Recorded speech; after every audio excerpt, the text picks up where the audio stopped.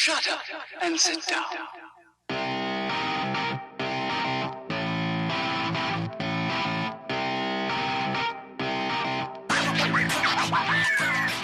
Welcome to the Roofr Report, brought to you by Roofr.com. All right, hey everybody, welcome back to the Roofr Report. I'm your host, Pete McKendrick. Happy New Year, everybody. Our first podcast of the new year. Excited to be here and get this thing rolling again with some great new topics and some great new guests. So we thought we'd start it off this year in-house a little bit. Normally we have a guest on from somewhere in the roofing industry. This year we're going to kick it off here with Astawa, who's from our marketing department. And I think it's a great time to talk about some marketing topics and lean into the new year. And I know everybody's kind of, back from the holidays now. We're trying to get our businesses in line and figure out, what we're going to do going into 2023, what our goals are. Maybe we're looking to scale the business a bit. So, excited for this conversation and, hopefully we can give these guys some good insight. So Astawa, I'm going to let you do a little introduction here, introduce yourself so you guys can understand your background, and we'll go from there. For sure. Pete, thanks for having me on. I'm super excited to be the inaugural guest for 2023 on the Roofr Report. For those of you who don't know me, I'm the content marketing manager here at Roofr. I joined just about 8 months ago. I've had a whole career of marketing spanning about 7 years now. So before this, I've worked in a bunch of technology spaces and a bunch of startups, and I've been doing marketing for service business as well. So even though roofing specifically isn't something that I've worked in, it is a service business. So the ins and outs of marketing in a service business, I've been pulling on those and talking to roofers day in and day out, and working with folks like Pete and Nick on our team, who I know all of our audience is familiar with too, to learn the ins and outs of roofing and apply that marketing lens to it as well. So through all that, I've been writing a ton of blog posts, been working with folks like TJ McCormick, the world's greatest roofer, as some of you might know him, to create content on TikTok and the like, and really been building out the content we have at Roofr to help roofers build their businesses to be profitable, but also sustainable so they can enjoy a great life as well. So we'll dig into a bunch of marketing topics for roofers in 2023. And Pete, I'm excited to see where you take us with this. Yeah, I mean, I think it's going to be a great conversation. It's funny, I feel like the old guy in this industry now. I've been around here about 6 years. And, looking back to the beginning when I first started, marketing was almost never a conversation. Like when you talk to roofers, I was on the CRM side, and part of setting up their CRM was diving into their marketing sources. And, so many times I can remember having conversations about, hey, where are you guys getting leads from? And the answers were so simple, we put a yard sign in the front of every house, and we get 100% of our business from referrals, or our guys are out knocking doors. But it was very traditional, I guess, in the way that we were getting leads. And right. It was never a thought that we were like, as a roofer, I'm going to have a TikTok account, or I'm going to post content videos on Facebook. I think it was very, very rare back then that you would see anything along those lines. So it's very interesting to me to see how much, obviously the industry is evolving, embracing tech, but also embracing marketing, and how prominent of a conversation this one has become. I think that it's really something that traditionally roofers have struggled with, right? Many of them have been burned, I think, in the past by, we always joke on Facebook, this guy's got, 20, 30 guaranteed leads for you. All you got to do is send him an instant message, right? And he'll hook you up. Right. And it's, we joke about that. And I think that some guys have gone that route and gotten burned, or used some of these, services that offer leads, or supposedly. Because how do they define a lead? I mean, they could say 20, 30 leads, and those leads could just be people who have roofs, but are they qualified? Do they actually have a need for a new roof? So it starts with like how you define that lead for yourself. But I hear you. It's a lot's been changing, eh? Yeah. I mean, a lot of it has changed. There's so many things that I've seen evolve in this business, and marketing is definitely one of them. And, and I think a lot of that too is that our marketers in the industry have gotten better, right? I think the offering from those guys actually doing the marketing have gotten considerably better. I think before, the people who were doing the marketing were just these large agencies. Like I think of, not to call people out, but like an Angie's List or a Home Advisor, like that's who we knew of. Sure. As roofers, that's who we thought of when we thought of like, oh, where can we get a lead from, right?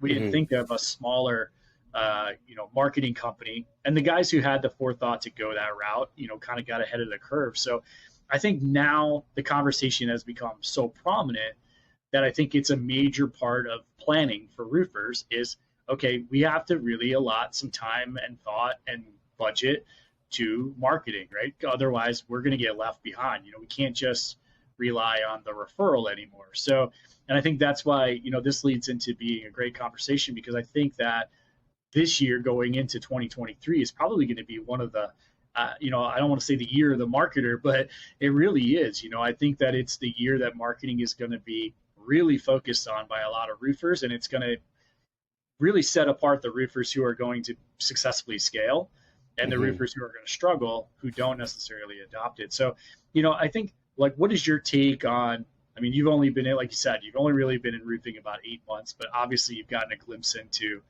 what roofers are doing in comparison to, what some other industries have done. And what are your thoughts on roofing and marketing?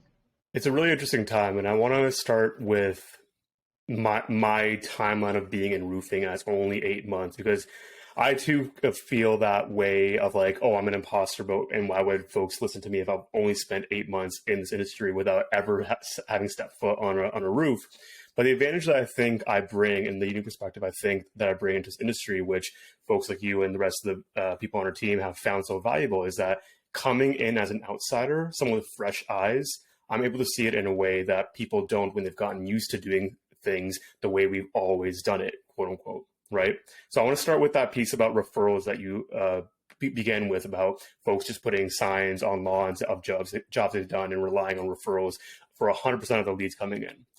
I'm a big proponent of using your customers as marketing assets, but the problem that you and I know so well is that you can't rely on referrals to fill up your pipeline, because there will come a time when that one person's house that you did runs out of people to tell about your services. Exactly. And you can't rely on folks that you've worked on in the past to fill out your pipeline week over week or month over month. If you're just leaving up to chance and the goodwill of folks, then you're going to run into a point where your pipeline dries up because you haven't taken the deliberate efforts to be intentional about putting your net out there and bringing folks into your business your way. So that's why, although referrals can be an important part of an entire funnel or a marketing effort, it can't be the only part. And I think you're absolutely right, where this may not be the year of the marketer, but I think we'll see a lot of roofing companies put marketing as a top priority on their to-do list this year. And I'm excited to see the wave that folks like TJ McCormick has started on social, and how that carries over to more and more roofers take things like TikTok, Facebook, and other social media seriously, and starting with the website. I know we put out a lot of great products too that people are starting to use on the website to bring people in, start providing estimates and quotes. And I think we're going to see a lot more of that happen as roofers kind of grow out of the way that they've always done things and start adapting and embracing technology and marketing in their sales processes and marketing processes too. Yeah, you make two good points. Like we often stress, being the neighborhood's roofer, right? And like be the most prominent person in your area, but if you're just working off of referrals, like you could very easily saturate that market, right? And it's like, that's right. If you're just relying on the people that you've done business with in that neighborhood, you could be potentially missing a lot of opportunities there, in your own neighborhood and slightly beyond if you're just focusing on those referrals. So it's an interesting point. And I love the website piece, because I think the website is really, in today's day and age where, it's very much a more savvy buyer who has instant, information at their fingertips. Having that website is where you get to tell your story, right, as a roofer. And if I don't tell a good story there, I could very easily lose someone before I even know they're a potential customer. 100%. That story, I think, is a really fascinating part of roofer marketing as well, because when we peel back the layers of what does it mean to market for a roofer, everyone always goes for this approach. Hey, I do XYZ services. It costs this much. Are you in or are you out? And they leave it at that.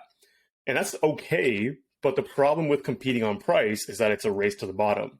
And let's all be candid. We are all selling the same sort of service. We'll go up on a roof, we'll take a look at it, and we'll do what we do on roofs. But that's not all people buy. People aren't buying just the service itself. They're buying the story that you mentioned. They're buying who you are. They want to know, has this been a family business passed down through generations? What kind of service do you provide? And those bits of branding that happens in the offline moments of a handshake, or how you knock on the door, or the way you present a proposal or a measurement or a quote, those are all part of marketing. So I would love to dig into more of that and make sure our listeners walk away with understanding that marketing isn't just a lawn sign or a Facebook post, but marketing starts with the conversations, the handshakes, and the stories that you tell your customers about who you are and why you do what you do. I think that's super fascinating too. Yeah, it's a great piece. I think back to a company that I worked with in the past.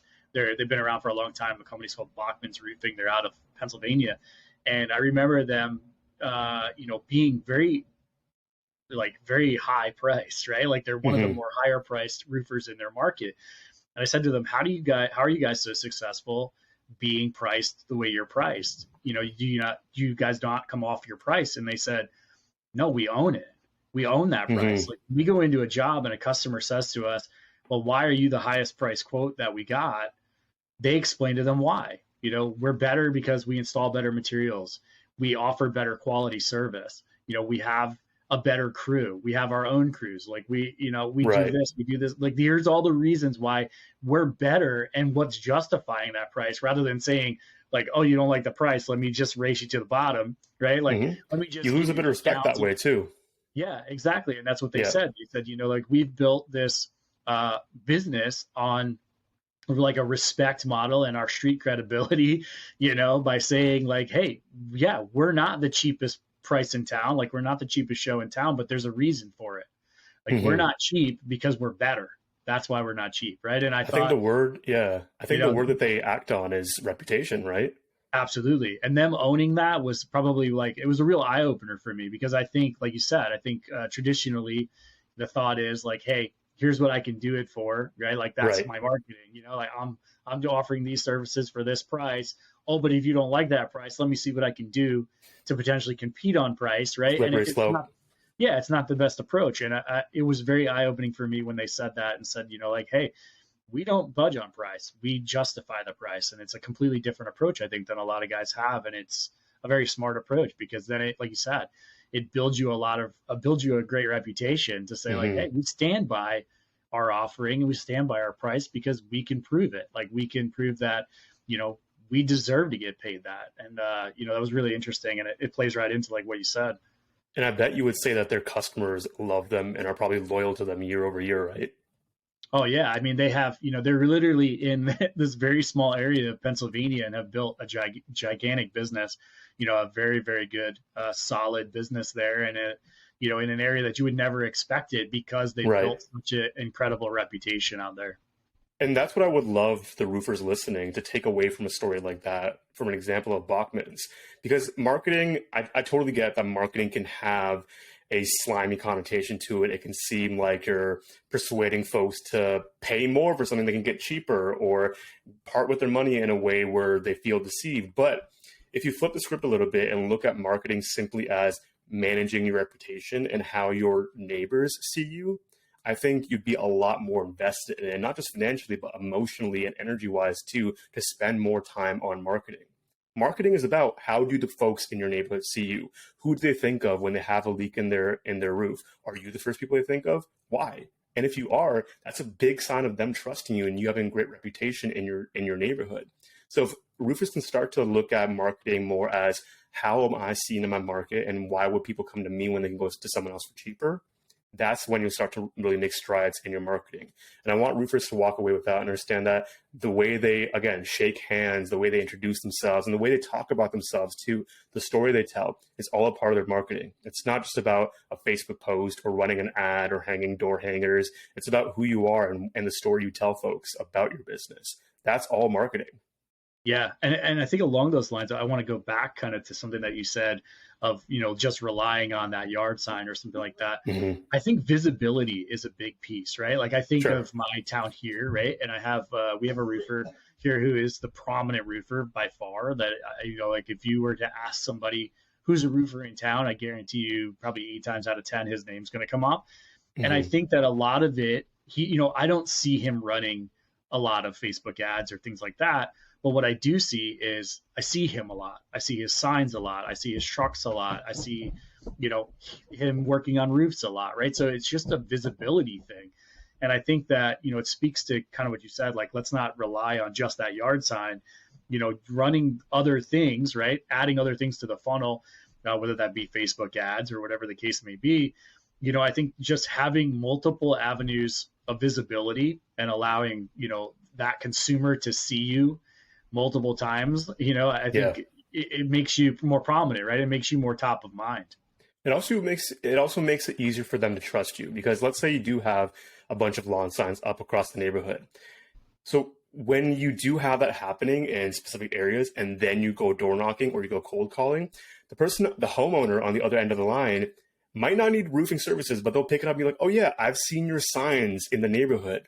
Right. That takes it from being a stranger to being someone more familiar.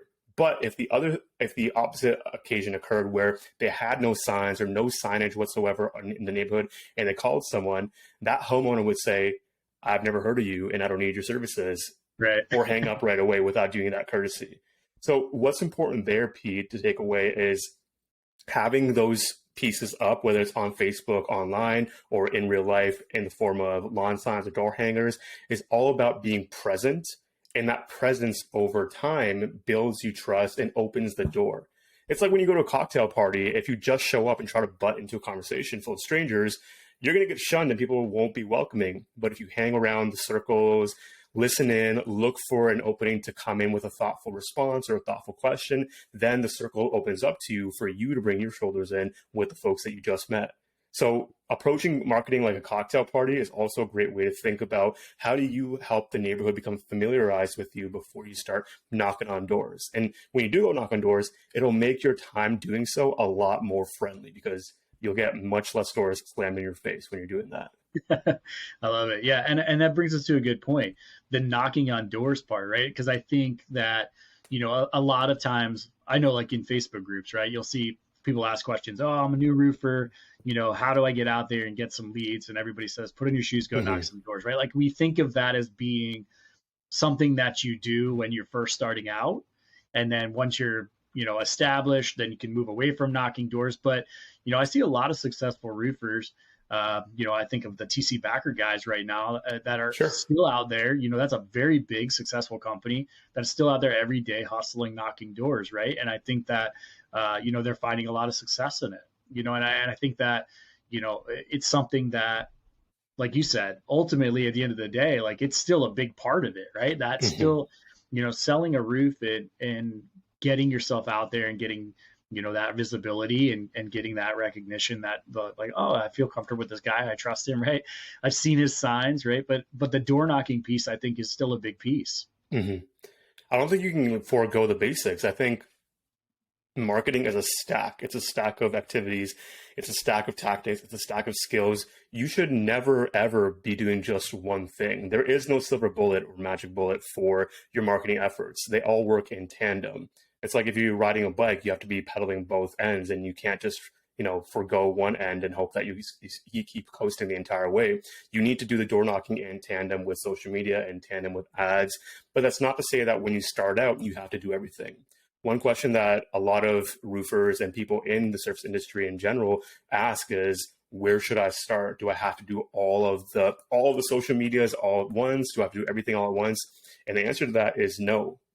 There's this Venn diagram that I think people can visualize that helps them understand where they can start doing a lot of their marketing efforts. And it's a 3-circle Venn diagram. So one circle looks at, what are you naturally good at? With Facebook, Twitter, YouTube, TikTok, with every type of social media, there's a certain type of inputs. For example, if you're a great writer, you might want to go on Twitter. If you're great at taking photos, you might want to go on Instagram. If you're great in front of a camera and love talking, you might want to go on TikTok or YouTube. So understanding where your strengths as a business owner and a communicator lie is the first step. Second, you want to look at, what's the easiest way and the cheapest way for you to get started? What's the most accessible way for you to start creating content?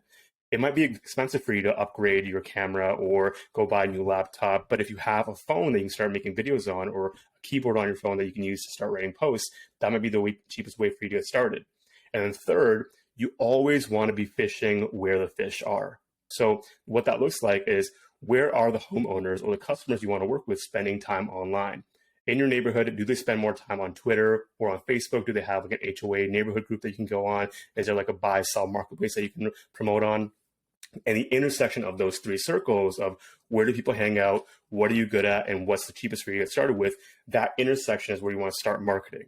And then slowly over time, as you get leads, almost automatically or in a predictable way, month over month, then you can start branching out as you have the funds and human resources to do so. As you start growing a team for people to look after maybe Facebook or someone to go knock on doors while you have other guys on the roof doing the job, then you can start expanding and stacking.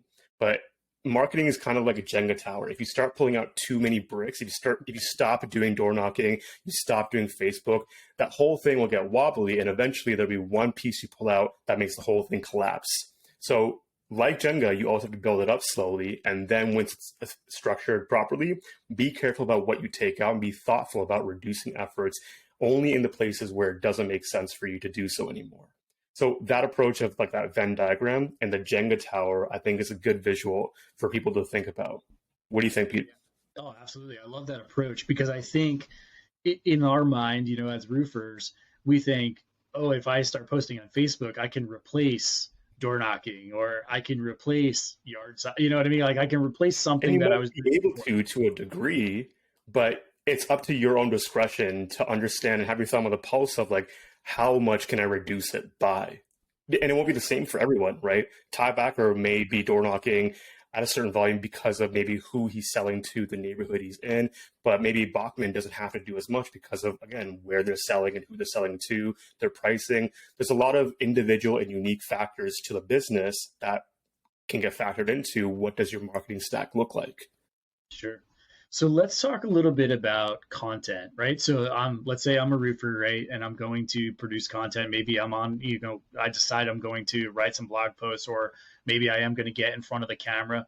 What is the best type of content, right, to produce as a roofer? I think that obviously we're seeing a lot of people get in front of the camera now. Sure. I think initially it was, I think back to everybody's like website, right? It's just an about us page that essentially describes, how long we've been a roofer and, whether it's a family business or something like that. And now we've progressed into, guys that were showing their job sites, maybe they're doing drone flyovers or something like that, showing their work. And now they're starting to turn the camera on themselves and become more of a personality themselves and, and in making some genuine content that way. So is it a combination of all those things? Is it like, is one better than the other? Like what type of content should I be producing if I'm a roofer? Great question. And this is definitely another one of those one-on-one like obstacles people can get tripped on. So I'm super excited to jump into this. I want to pull back to our earlier point where we talked about people selling just a service and the price at the end of the day. And that factors into what kind of content you get started with, because people know that you can more or less do the job. But when it comes to roofing and service industries and hiring the right type of experts, what homeowners and customers really want to know is, what is it like to work with you? And if you can create content that answers that question, makes them feel comfortable about working with you, they'll be excited to hire you, no matter what your price is. So that's why folks like Bachman can get away with higher prices, because the customers that they work with are excited to work with them. So what does that look like in practice? What kind of content is that?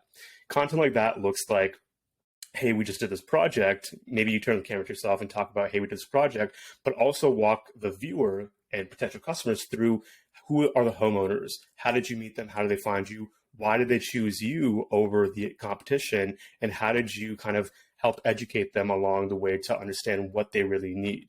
If you can document what it's like to work with you through a case study or a real project, then the person who's viewing that piece of content, who can be a potential lead, will feel a lot more comfortable because they've seen the ins and outs of what it's like to not just hire you and not just get the job done, but all the in between. Because on your website and in your flyers and all that, people can see the beginning and the end. The beginning is the before of a destroyed roof by hail or a ugly roof, and the end is a new pristine roof. They know what the results are, but the big question mark that makes homeowners and customers uneasy is, where are you going to be in that between phase? Am I going to enjoy working with you? Is it going to be a pain to get you on the phone? Are you going to be rude? Is it not going to be a good time for me? That's the type of content that really goes the mile. So that's a great way to get started. Just when you're on jobs, share the process. But also, don't be afraid to do those beautiful drone shots and flyovers of like, hey, here's the job that we did, because we're very primal creatures at the end of the day. We love shiny things. And if we can see a great video like that that shows off this awesome new roof from all the angles, a top-down view, the homeowners coming out and being amazed at the roof after you've done the job, that's also going to go very, very far. But if you have to choose and you're limited in your time and your capacity to create content, I would highly encourage new roofers to start talking viewers through jobs that they're doing or jobs they've done in the past as well. Do you think that's a good place for roofers to start? Yeah, absolutely. I think it's a great point. Coming from a GC background, not a roofer background, on the GC side, that's a lot of times, that's a huge piece of why a customer will pick to work with you. It's not so much about the finished product as it is, are these guys going to be easy to work with? Like, these guys are going to be in my house doing stuff. Like, am I comfortable with them? Right? Do I, respect them for what they're doing? Are they professional? Like, all of these things are big selling points when you're picking a general contractor that's potentially going to be, because I think it's different in a way, but not really, right? I think we think of it differently because we're like, oh, well, if I work with a GC on this big project, he's going to be at my house for 3 months, right? So obviously I want to take the time to really educate myself and make sure I make the right selection, because I'm going to be stuck with this guy for a really long time, or this project's going to be a complete disaster. It's like a short-term marriage almost. Right. Yeah, very much so. And some of these projects, I mean, we built houses that, took, by the time it was designed and built, you take almost a year, right? So it's like, I mean, you're talking about a long time of working, side by side with a customer and all of the things that go with that. And I think that because of that, the customer is much more calculated about choosing it. And I think that you have to put your best foot forward and really, like you said, you almost have to prove, like, why am I the right guy to work with? Not even necessarily the finished product that I'm going to produce. Obviously, they're going to want to see that, right? Because if I show you, a picture of the kitchen that I built and you're remodeling your kitchen, you're going to be like, oh, wow, like, I want my kitchen to look like that. But at the same time, a lot of it is just the customer thinking to themselves, like, okay, I'm going to have this guy in my house for months. Do I want to deal with him? Right. Like, and so I think that we overlook that as roofers because we think, well, the project will just be so quick and, I'll be in and out and it won't be a big deal. Everything takes longer than expected too. Right. And we lose sight of the fact that, that's a huge selling point, right? Like, if you're easy to work with and the customer, is going to enjoy working with you. And like you said, even be excited to potentially work with you. I think that that's a huge point, that we overlook. Like, the customer should want you there. Like, we want the customer, we want to close that business, but we want the customer to want us there, right? Because, I think there's a sense of urgency there that we could capitalize on as a contractor. Like, hey, demand, I'm a sought after contractor. Yes, exactly. Like, you're lucky to have me, right? And I think that that's an approach that we don't often take as a contractor, and so I think that there's a point to be made there as well. But yeah, it's interesting coming from the GC background, because I think there's much more of a approach around the whole journey than just like that, like you said, than just the before and after. That I think we could learn something from there in the roofing side of things. Yeah, 2 points there that I want to pull out and kind of expand on is, one, I think it should be an overall North Star or overarching goal for every roofer to become the roofer that their customers brag about. The same way someone would brag about getting like a Gucci belt or like a Louis Vuitton purse. If you can become that roofer that homeowners brag about, that the Joneses down the street are telling their neighbors, like, oh my God, we got Pete to come to our roof. You won't believe the work he's going to do in like a month. That's an amazing goal to become, because now you take referrals to a new step. You become a status symbol almost for your neighborhood to go and want to seek you out. And then when you build that demand, point number 2 is, a lot of roofers and a lot of roofing websites, you'll notice the simple call to actions on their website are get a quote, get an estimate, and they leave it at that. But instead, a small switch they could make that could really help to generate more leads and fill a pipeline months down the line is book your spot now, or reserve your slot now. If you can show people that, hey, I'm only taking reservations or bookings for my time and my guy's time a month and a half out. So if you want a job done, get on the counter now. That also creates that demand and that sense of urgency that you mentioned, and scarcity, where you have the reputation that people are coming to because they know how good you are. But if you start turning people away because, hey, you either meet my price or my timeline or I can't service you, then you become this rare object that people want to work with and you have a line out the door.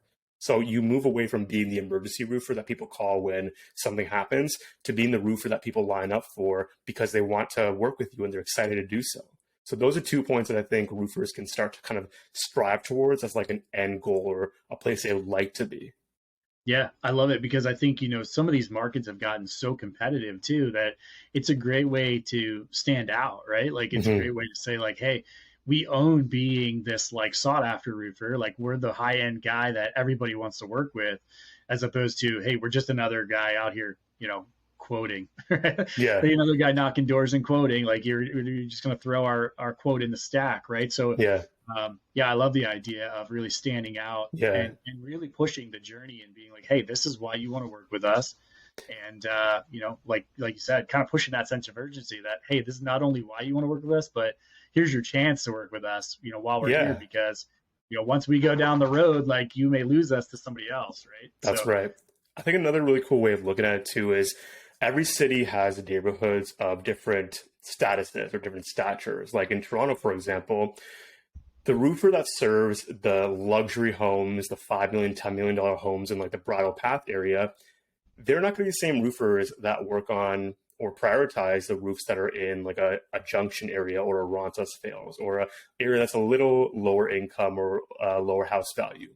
And the folks who live in homes in the Bridle Path, they're not going to seek out roofers that don't work on their type of homes. So that's another niche or positioning perspective that roofers can also take. Do I want to be known as the roofer that does all types of roofs? Or do I want to be the kind of roofer that does one specific roof for one type of person in one neighborhood? Because that focus also builds your reputation. You don't hire someone who can do anything and everything. You wouldn't hire necessarily a GC. You wouldn't feel as comfortable hiring a GC to do your roof as you would hiring a roofer who's done that specific thing for 10, 15 years. So that approach is also super interesting for roofers to take into account. I would love to see more of them doing that in 2023. Yeah, I love that. And let me ask you a question, because you talked a little bit, you touched on the website thing, right? On Sure. the call to action on the website. How important do you think it is to drive traffic to their website? Like we talk a lot about, you see a lot of these guys out there and, I know like a lot of their yard signs just have their phone number on it, right? Like they don't have a website on it. I know roofers that don't even have websites, right? So how important is it to have a good website and to drive traffic there? Let me put it this way, Pete, for everyone listening.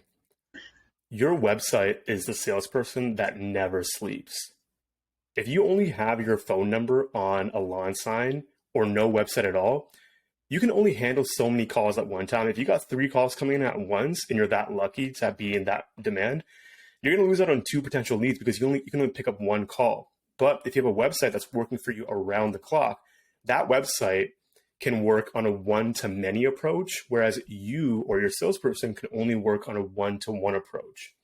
The biggest downside of this human touch that's so sought after of pressing flesh and getting on the phone, the biggest downside of that is you can only get on 1 call at a time, shake one hand at a time, but your website, your content on social media, that can be engaged by and seen by hundreds, if not thousands of people at the same time around the clock.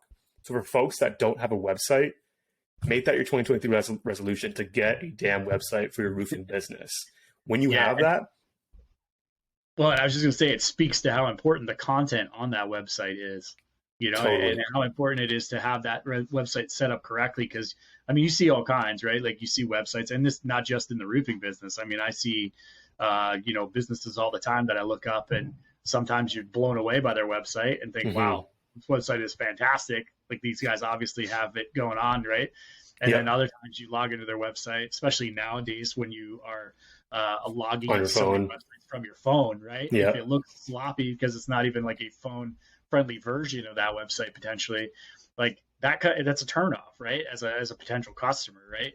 If I can't find the information I'm looking for, or it just looks jumbled and unprofessional, that's probably going to turn me away, right? So it just speaks to how important that website is in today's day and age, because I think it's like one of the first places we go for everything. 1000%. There's 2 principles here, Pete, that I want to share with roofers on that end. One is that when you think of your marketing, you should approach it with the intention of, I want to be an educator and I want my customers to find what they're looking for at all times without me. If you flip that switch from, I want to sell more roofs to, I want to be the guy who teaches homeowners about their roof, you'll see a lot more leads come in, and your approach to creating content will also change to be way more helpful and welcoming rather than way more salesy and pushy. So that's one principle that encompasses how they should look at marketing. And the second piece that I want to share is something I call the 5 Ws of an effective marketing plan. And it's fairly simple, but it drives marketing efforts a long way. And those are, number one, who are you speaking to? The homeowner. What neighborhood do they live in? What kind of home do they have? What kind of roof do they have? Where do they look for roofers? So coming back to the fishing in the ponds where the fish are, what do they value? Do they value high-end services? Do they value reputation? Do they value stories? When will they be ready to buy? So it's not, you can't make a sale on the first lead. It takes time for them to be ready to buy. Maybe they have to see a bunch of lawn signs before they give you a call.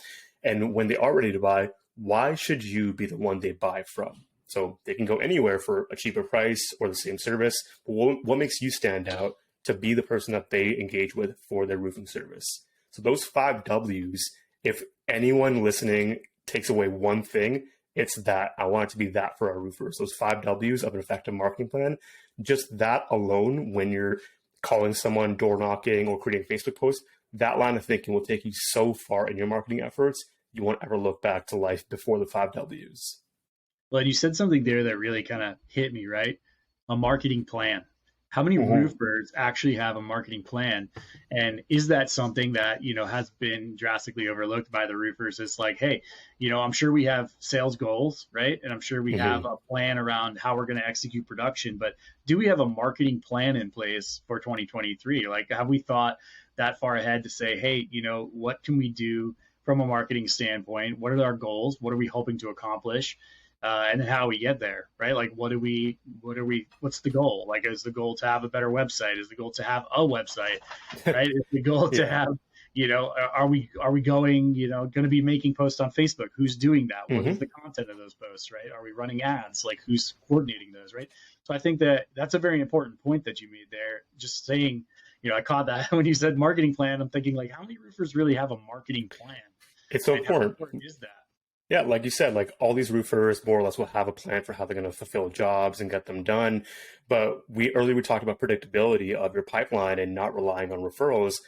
Let's say referrals are your main source of leads. Do you have a plan, and can you forecast how many leads you'll get from referrals in June of 2023? If not, you've got a problem. That's why marketing, something you're in control of, is so important. When it comes to marketing and building a plan, that's a whole other podcast that we can film at a later date. But to keep things simple and to keep things prioritized for our listeners, when you're building a marketing plan, you want to look at your sales goals. And to do that, you can start with your revenue of last year. How much money did we make?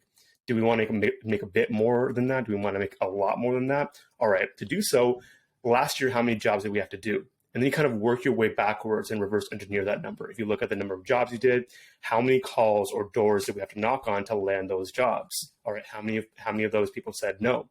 As you start to work up the funnel, then you come to a number that becomes your goal of, all right, we need to reach X number of people every month because we know out of that, Y number will drop out and we'll be left with Z number that will actually turn into a job for us. And each job at ABC price will equal this amount of revenue. So just by looking at the information you already have in your roofing business, you can start to reverse engineer what a marketing plan might look like for you. So that'll be your North Compass, I think, for a lot of roofers this year as they start to build out a marketing plan. And hopefully one piece of that plan could be making a website if they don't have it already. So I want to talk a little bit about a post that I saw on Facebook, and I think I told you a little bit about it earlier today. It was just around content, right? And, obviously we have all of these AI tools that are popping up that have the ability to write your ads and write your blog posts for you and things like that. And the post was around the fact that because of that, those types of marketing will lose their effectiveness a bit, because we'll know that they're probably being, AI generated and not necessarily are, what's the word? Genuine, I guess, right? They're not genuinely coming from someone. So, and that the video content will become more and more prevalent because they'll be able to see you on camera, and therefore will know that it's a more genuine way of, of marketing yourself. So what are your thoughts around that? This is such an interesting and exciting time for marketing because of these advancements in AI. And I'll start with the bit on the video versus written content. I definitely don't disagree with that. I think we've seen in the past few years, 2020 to 2022, how much video has taken off with the rise of platforms like TikTok, YouTube Shorts, stories on Instagram, Snapchat, and every other social network that seems to have stories now. We've seen video really take off in a way that hasn't before. So video will continue on that trajectory in 2023. And because of consumers being way smarter than brands give them credit for, consumers will look past and scroll past written content if they see a video that's a lot more engaging. Having this face to face, just seeing another person on your timeline is enough to have you stop scrolling and stop your thumb and watch that for a second or two before you move on. Written word is harder to digest in that. So my advice there would be absolutely, if you can prioritize and create video, always go for that, because that video later can be transcribed into text that you can post separately, or into images or small GIFs or smaller clips that you can chop up for social. There's so many ways you can repurpose video. But I also want, on the AI end of things, I also want people to realize that AI is not a replacement for you. It's not a replacement for marketing.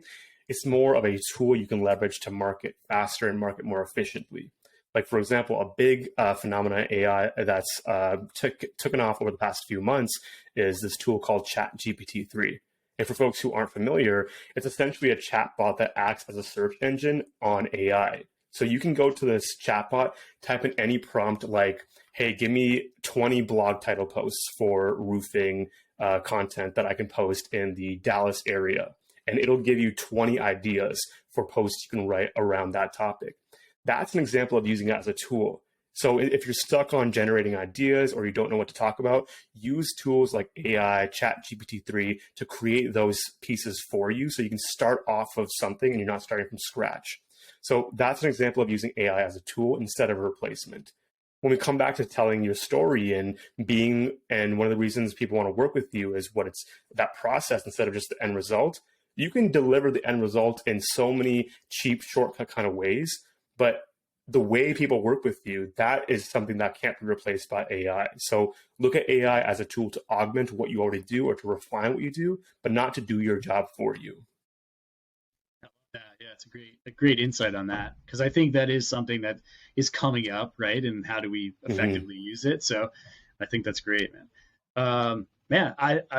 I appreciate you coming on, man. I think this has been some awesome stuff. I think that, I don't want to go too long here, but I think that that's been some great insight and, just some huge takeaways for me. The 5 W's thing is great. Having a marketing plan, I think, is something that roofers can really look at.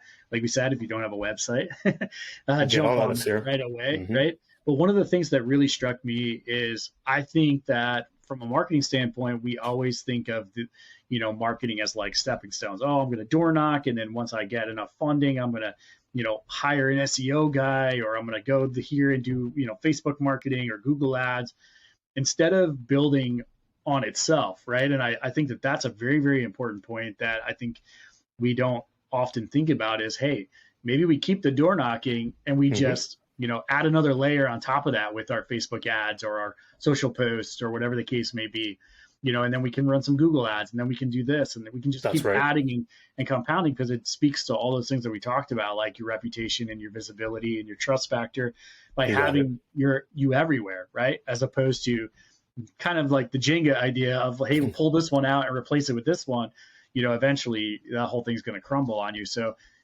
yes, there's some great information there, man. I really appreciate you coming on, and what a great way, I think, to open 2023 on the podcast, keeping it in-house, but definitely covering some really, really great stuff. No, I appreciate you having me on, Pete. And more than anything, I hope the roofers listening and watching take something away. And maybe if they're watching and 12 months later, they act on one of the things we talked about, I would love to hear from them. So for any roofer that took something away from this, that they actually implemented in their business, let us know at Roofr on social, how these tips work for you and what your marketing looks like. And we'd love to chat with you all as well. But Pete, I'll leave it to you to close us out. Yeah, man, I really appreciate it. I think that we definitely need to do this again and maybe dive a little bit deeper into that whole marketing plan idea. But from all of us here on the Roofr Report, thank you guys for joining us. Off to a great start here in 2023, and we hope to see you next time on the Roofr Report. Thank you, guys.